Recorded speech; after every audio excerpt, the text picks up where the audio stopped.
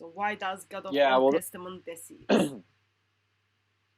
well, they'd have to be more specific if they wanted me to address a particular passage, um, Jeremiah? I think because that's usually comes. yeah, Jeremiah is the one usually comes. they might be thinking of that.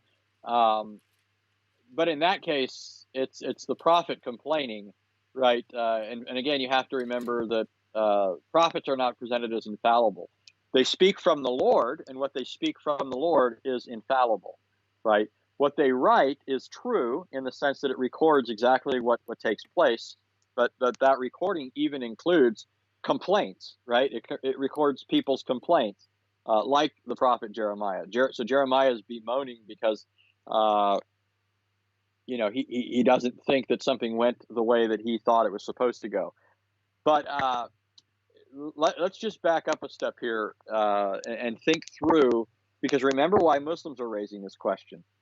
In the Quran, Allah is presented as a deceiver. Best of Right? deceivers. And yeah, so in Surah 354 and Surah 830, it says he's the best of deceivers. But it goes a good bit beyond just that. It's very clear in the Quran that this is something that Allah does quite routinely, right? So it seems to be like a normal thing for Allah. He does it. He claims that he's the best of deceivers, so even Satan is inferior. He's just a pygmy compared to Allah when it comes to being a deceiver. So he's superior to Satan. But one of the most disturbing things is that Allah's deception includes not only the wicked, whom we might say he's deceiving as a judgment, but even the righteous are the subjects of Allah's deception, right? The people who belong to him, supposedly, who serve him, who love him, right? These are the people he's deceiving, not just the wicked. And we have numerous examples of that. But first, just mention Surah 799, right? In Surah 799, it says that the only ones who don't fear Allah's deception are those who are perishing, right? Which means that even the Muslim has to fear Allah's deception, right? The only ones who don't fear his deception are those who are perishing, which means the ones who aren't perishing are the ones who fear him, right? Who fear his deception, even the Muslims, right? So Allah could potentially deceive them. That's why you have the famous statement that we always bring up with Abu Bakr, who was promised paradise by Allah.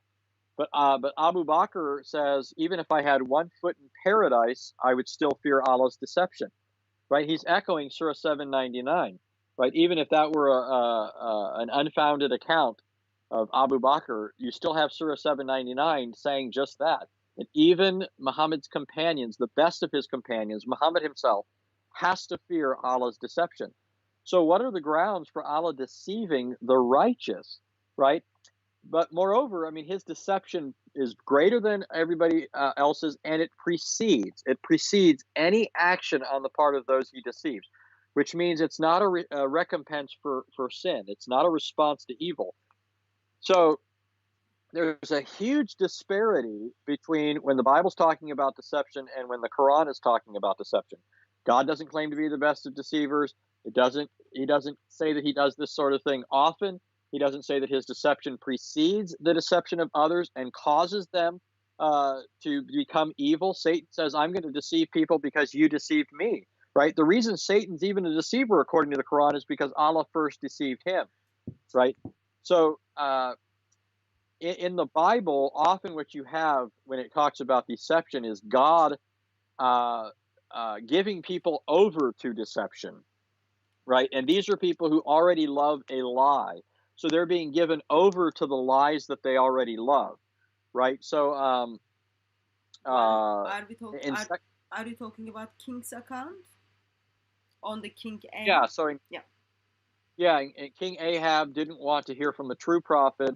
He only wanted to hear the false prophets because they always speak what he wants to hear.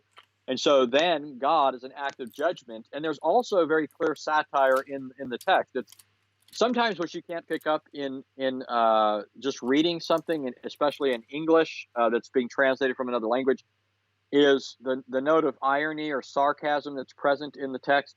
It's not as if Ahab doesn't know that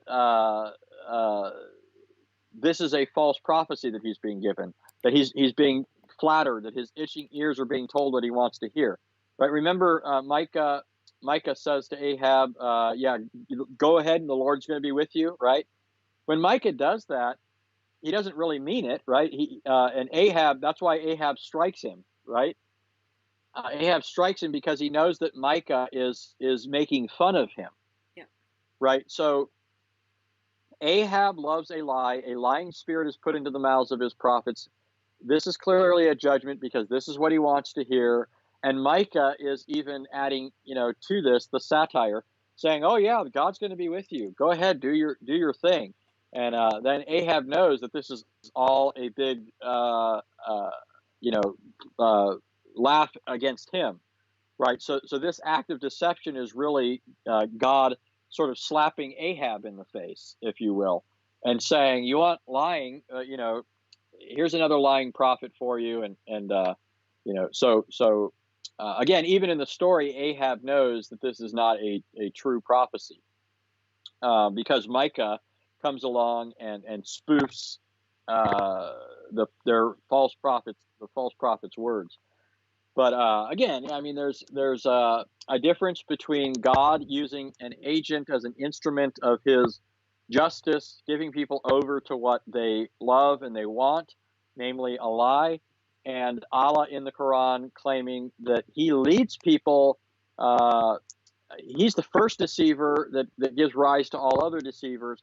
His deception is prior to everyone's deception. His deception is greater than everyone else's deception.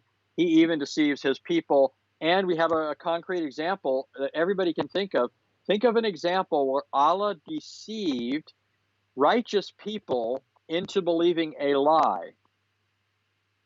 Well, one clear example is Surah 4, 157, right? In Surah 4, 157, we're told that Allah made it appear as if Jesus was being crucified, right? That's what most Muslims tell us it means. But guess what? The apostles all taught that Jesus was crucified. So this deception on the part of Allah even included Jesus' righteous followers. So if Allah was the one who caused it to appear as though Jesus was crucified, then he was the source of deceiving the apostles, which means all of the Christians for 2,000 years who have been following the apostles are following people who were deceived by Allah, who is deceiving his own prophets' followers, right? So Muslims are just desperate when they're going for examples of deception because they don't realize that when we're complaining about this deception, we're drawing a contrast between what it says about Allah in the Quran and what it says about God in the Bible. Yeah, also just add to that, like Muslim tells us Mary is very important in Islam. She's the only woman has surah on her name. She's identified as the mother of sinless person. Yet Allah chooses to deceive Mary, mother of Jesus, by making her to think her son died. Allah deceives whole Christians for 2,000 years who gave their life by believing death and resurrection of Lord Jesus Christ. That's not enough. Like that gives already birth to Christian faith. That's not enough. Allah even deceives Muhammad. And then the question is, how do you know Allah is not deceiving you today?